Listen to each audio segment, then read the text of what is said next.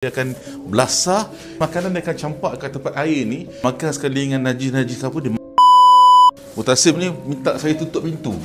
Saya ingat dia nak kurung saya, rupa-rupanya tak. Dia kata inilah kebebasan dia. Dalam ini tempat dia nak berehat sekejap, sebab keluar kena pukul. Keluar je kena pukul.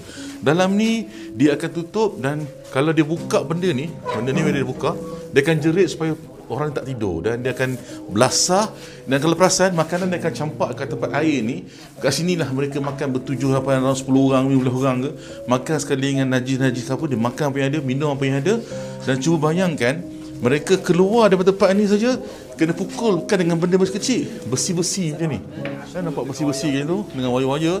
Dia akan letakkan dengan tanah-tanah sekali supaya jadi berat, dan memukul sampai badan dia orang ni dengan warna tanah sama, sebab terlalu banyak sangat kena pukul. Dan hari-hari dia punya satu harapan je, siapa nak selamatkan kami? Dia tak tahu kita kat tingkat berapa ni. Ada yang sangka tingkat 20, tingkat 30. Dia harap ada orang datang, tapi tak datang-datang. Itulah perasaan yang menekan mereka setiap hari. Dan bila tanya nama kamu siapa, kena bisik-bisik, Mutasim. Kenapa? Sebab nak mental torture. Dia ni tidak ada matlamat lain, sebab nak breakdownkan dia orang ni. Inilah pengalaman orang dalam penjara Syekhnaya. Sebenarnya. Bilik ni 15 orang. Bayangkan 15 orang duduk macam ni dengan telanjang, tidak boleh memakai baju. Inilah bilik, ini toilet, sini ada tempat makan.